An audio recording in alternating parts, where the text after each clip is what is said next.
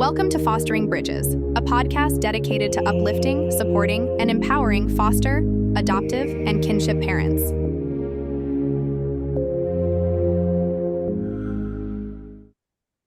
Well, today I have the pleasure of interviewing Kristin Orphan from Finally Home Ministry, which is a ministry that ministers to foster, adoptive, and kinship families. And you are the founding member of Finally Home, right? That's right. My husband and I started Finally Home back in 2008. It was out of a personal journey and realization that families like us need support. We started our journey as kinship care providers for my husband's youngest brother, who was at the time a developmentally disabled young adult, and he needed a safe place to continue to grow up and learn some life skills so that he could live semi-independently. So that's how, after having two biological sons, we opened our home to him. And then in that process, we were also preparing to become foster to adopt parents. So we've kind of done all of those particular journeys, kinship, foster, and adoption. And so we realized a few years in how much support we needed and information that we were not prepared for. So that was really the reason that we got started in wanting to support and encourage other families like ours. I'm curious. So you started all this journey in Colorado, right? We actually started in California. Oh, My okay. husband and I were both in ministry. I was on staff at our church as the creative arts pastor. Mhm. And that was when we began to, again, we started becoming kinship, and then we became certified foster parents that led into foster to adopt. And it was when our daughter, who joined our family at 7.5, it wasn't long after that now, as our home was full and life was busy, we realized that we needed more education, more information. And honestly, for me, it was when I had to resign my full-time ministry job to pay attention to what was going on in our home and all of the things that came as a surprise to us, frankly, in terms of trauma impact. And we just didn't know what we didn't know. And so it was in Southern California. It was less than 2 years later that my husband was invited to come on staff at a large church in Fort Collins, Colorado, as the missions pastor. And we moved against all odds. The nonprofit survived, and it was a wonderful move for our family. And it really was where we began to grow and heal as a family and as a ministry. Became connected with more families like ours, began serving more and more, and discovering what we were really called to do. And for me, it boils down now to one of the core things that Finally Home does is provides research-based family strengthening education to all family members. And then we collaborate with others to address other needs, like we've started a mental health scholarship initiative and wraparound support. Mhm. We have begun working on solutions for respite care. And as I said, we continue to update and provide more and more access points for good information and education for families like ours. Right. And I've seen some of those resources on your website.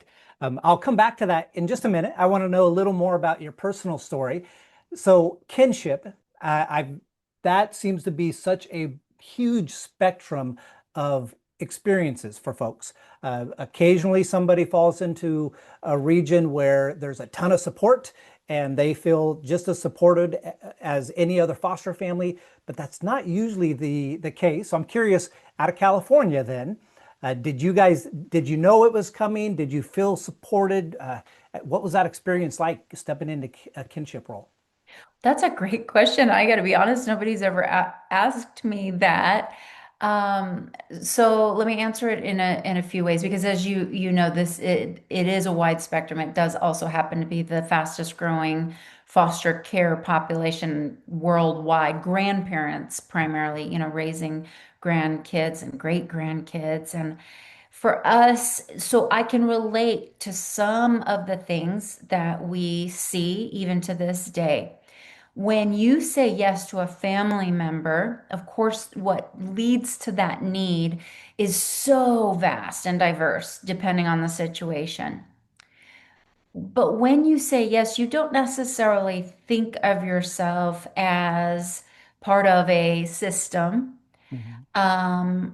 nor would we have thought at the time as needing or meriting support because it's your family.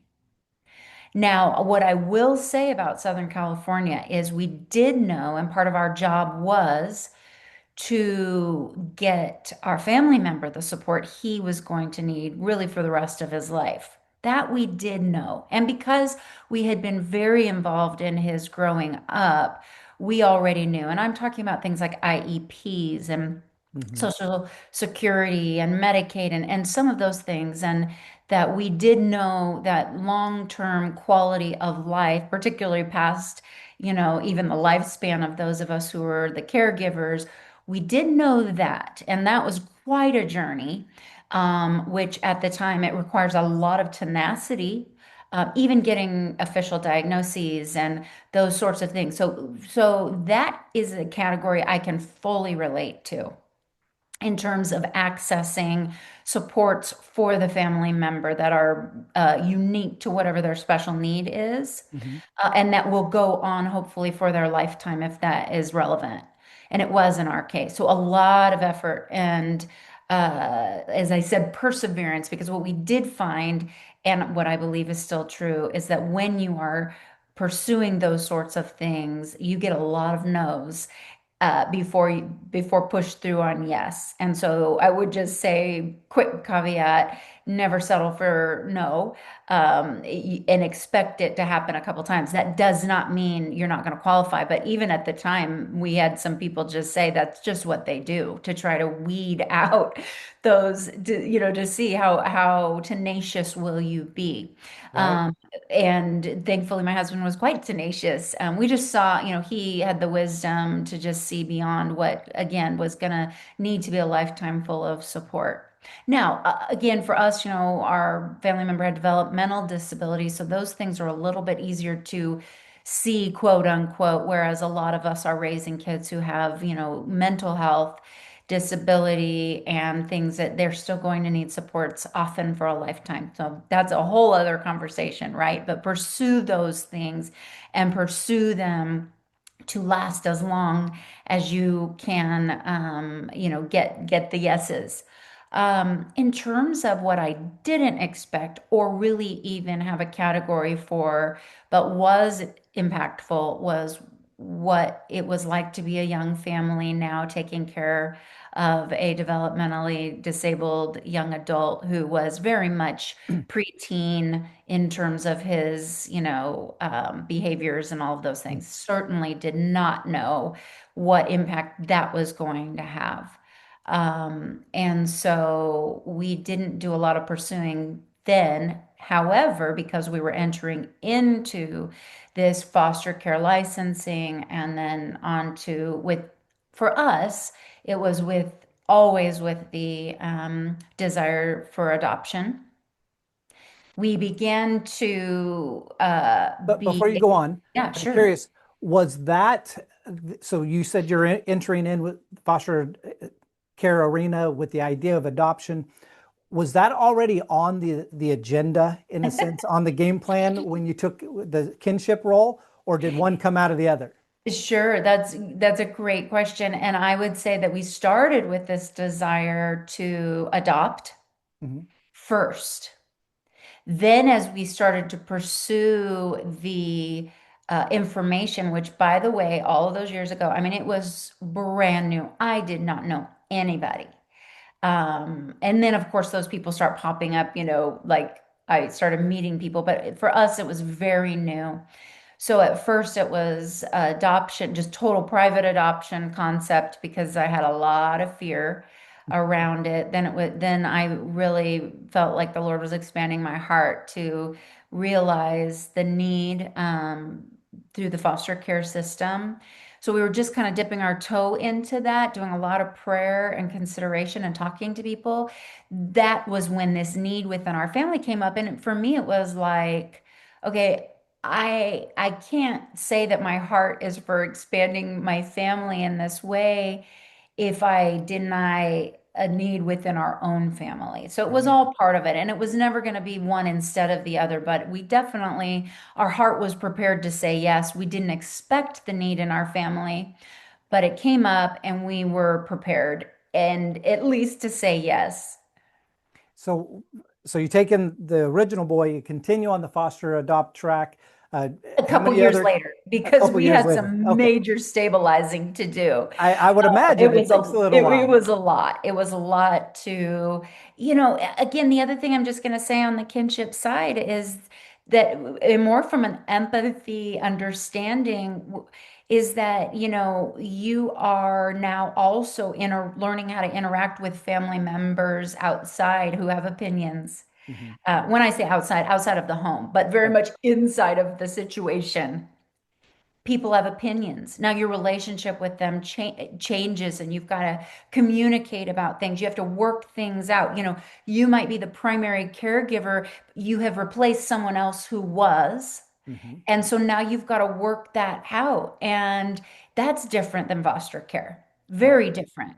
Not to say that there aren't all of these dynamics in foster care with biological children. And we absolutely navigated that really complicated for us because we had full connection with bio family. But in this situation, they are literally your family that you have previous relationship Mhm. with, and now your relationship changes. So we had that. And so to answer your question, there was about 2.5 or so years of stabilizing and addressing what we needed to address before we re-engaged in the process of foster to adopt. But which eventually led you to fostering and adopting, in addition to the initial intake, right? Yes. And so here's the kind of left turn in that too. We did become certified foster parents with the intention to foster adopt. And I once again we were called to intervene. Now, these were not anybody that we were related to, but Mhm. it was a friend of ours who was ministering on Skid Row and in Los Angeles who engaged with a family in crisis. And so we were certified foster and we were called to be temporary guardians first for a 12-month-old. It was kind of like, can you watch her for the weekend while I get this family stabilized so that they don't go into foster care? Mhm. And we were like, well, we're waiting for our placement. So, yes, we were prepared for that. Yes. It was sudden and it was immediate. And it was like, in 2 hours, can you watch this baby for the weekend? Well, she's 22 and a half, and she is our adopted daughter. It's a It was a long very long weekend. weekend. So it was another, so Uh, yes, and so then in that situation, we actually technically became kinship care providers. We're fully now in the system, however, with social workers and navigating all of that.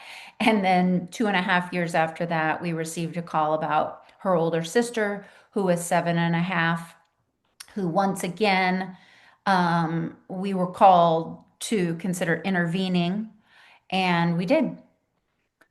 so thank you, by the way. I mean, it's so wonderful to hear the stories of when somebody opens up their heart to God, what do you want to do? We have a plan and we're open to this, but it's like, I don't even know if a curveball is a strong enough term because it's all of a sudden everything just radically changes. And when we say yes, it's just amazing what God does. And thank you for letting him use you in that way. I'm curious. So it wasn't enough to do kinship and have someone with some additional needs and then to jump straight into a weekend that lasted 22 plus years and then siblings set down the line. now you run this ministry that is not just locally based, but nationwide, dealing with all this. You're finally home. The website is finallyhome.net, correct? Yes. .net. So finally home, where you provide these resources. So how do you transition from, hey, what we were doing, it wasn't enough. We want to provide this for other people. What happened to take you into that? Mhm. Well, only God, because as I shared, I was on staff at our church doing what I thought was my ultimate dream job. It was my passion. I was the creative arts pastor. I was a part of the weekend teaching team. It really, for me at the time, felt like the culmination of everything the Lord had prepared me to do. And I loved it. And then little by little, as you said, we said yes, believing this was our family. This was about our family and how the Lord was calling us to expand our home and family. And then, as I mentioned briefly, it was maybe 6 months into our older daughter joining our family at 7.5, where it was kind of enough is enough that I realized what I could not continue. My heart was pulled. I could not continue the full-time ministry at my church, and it was more than that. It was a realization that my primary ministry was the yes that we had said, and for all members of our family, is to be fully present there. And it was in that time because I was very overwhelmed. I was surprised by the isolation. I was surprised by the behaviors that emerged. Now I understand, but I didn't then. And it was also right, it was back then, quote unquote, we talked a lot about attachment disorders. The conversations around trauma, well, I don't remember any conversations around trauma in our pre-certification training. I remember a lot of conversations about attachment disorders.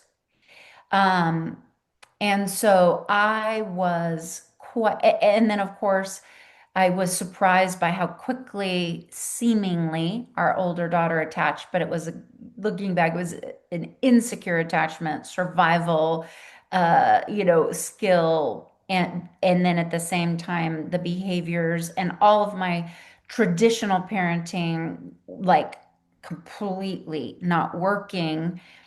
Everything started to dismantle. My belief that we had this incredible family to offer these kids, that was their gift, and and so it was who we were and how we were that was going to help.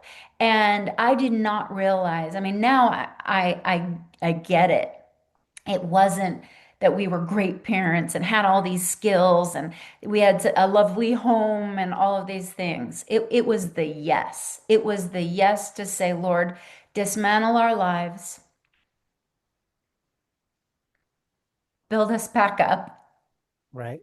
in your way, everything laid down, the good stuff, even, because he can make it even better.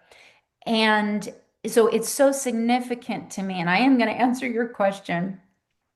I was a worship leader, and the Lord really illuminated Romans 12, 1 through I think 4, in this idea of laying your whole life down as a living sacrifice, that is your spiritual act of worship. So for me, Right. there was this moment when I gave back this job I loved.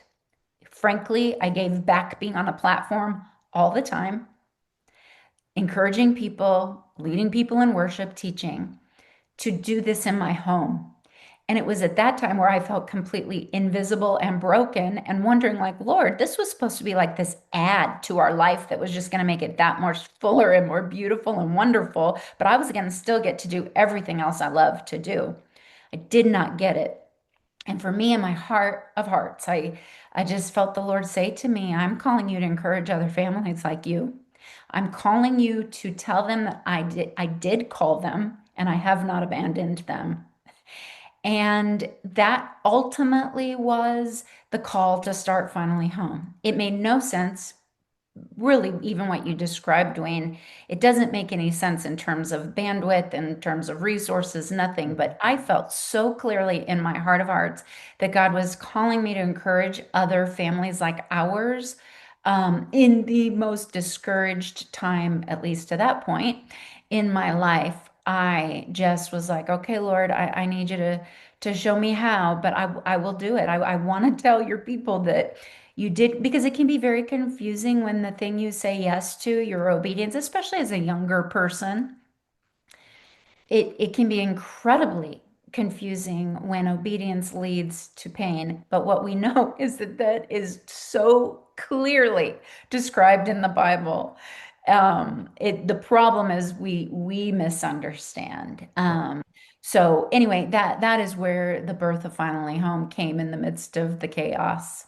Well, I have to, I'll confess here, this is timely in my own life, just so you know, as I pray through time on the platform, as you were saying. Right now, I work as an interim pastor and time in the household with my kiddos that God brought me from a different family. And so, anyway, what you're saying, I hear you. It is hard and it is sacrifice. And so often um, we think that sacrificing is going to come without pain and without hardship. It's like, hey, God, I threw in that dollar. Now I'm going to win the lottery, right? When we're called to this ongoing life of sacrifice and ongoing giving, and the rewards are far beyond and outside what we would have imagined. And so I thank you for that reminder. I thank you for stepping into that role. I'm curious about the name. Actually, let's talk about two names here. You named the ministry Finally Home, and yet of all names, your last name is Orphan. When I first read that, I thought that was a gimmick. I took a double take. I thought maybe this is like Orphan Annie, So tell me about your last name and the name of your ministry. Sure. Well, first of all, you're not the first to think we changed our name, which all I have to say about that is, wow, that'd be weird. But my Uh, husband's great grandfather, he came over from Greece on a ship, and his last name was Apakis, and his Panitis is Apakis, and they referred to him as that orphan kid. And ultimately, well, the cool thing is, he came over as an orphan, and it was kept, referred, that orphan kid, ended up marrying a woman named Betty who grew up in the United States in an orphanage. And when they got married, they just said, "This is who we are." And they changed their name. So that was a couple generations ago. Yes, it's incredibly, I don't know what you want to call it, coincidental, ironic, all of the things. And also, my daughter thinks it's really funny when she tells people that she's adopted and that she changed her name to Orphan. That I don't even know what to do with it, but it is what it is. Um, but let's have fun with it. let's have fun with it. In terms of Finally Home, the idea behind Finally Home all of those years ago was this idea of preventing kids from having to move from place to place to place to place, sort of strengthen families so that kids could be finally home, could be permanently stable. Now, I mean, that could be with healthy biological families, but of course, but back then it was just this heart that kids wouldn't have to keep moving, and therefore families would be equipped um, to be able to keep children in their home. Um, so yeah, and for me as a believer, the deeper meaning of that is that we all have an eternal home where all things will be healed and resolved, and all of us will be completely with our family, our Father who's perfect, and really the only one who is a perfect Father. So it's just that idea of rest and safety. Yeah, amen to that. What would you tell folks as far as getting involved with your ministry? Like what do you, if you have an ask of folks right now, as it revolves around finallyhome.net, what would you say? Well, so to foster adoptive and kinship and biological families, I mean, we would invite you to connect with us and to, a couple of things. One is we do have on-demand courses. And they're very affordable.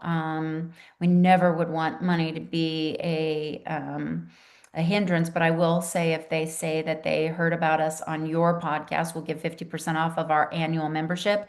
That would make it $37, and you'll have access to 4 research-based, on-demand courses. One is Map for Healthy Families. It just talks about the key building blocks and characteristics and skills that come up again and again in stable, healthy families. So we all have like places that we're thriving in, and then other building blocks that we have more to learn in. We have parents as leaders, so how to make rules, stick together, and stay in charge. Parents as models, which is all about how to connect with your kids, build relationship, learn to listen to them. And then pretty soon we're going to be loading our most recent course, which is all about the marriage. It provides skills for any kind of healthy adult relationship and how you connect and work together. Primarily, it's about how do you build a strong marriage relationship in the context of all of the stressors. We have other things on that membership that, downloadable digital workbooks and different things that would be an encouragement to you. But that's one way. The other audience I would say is churches.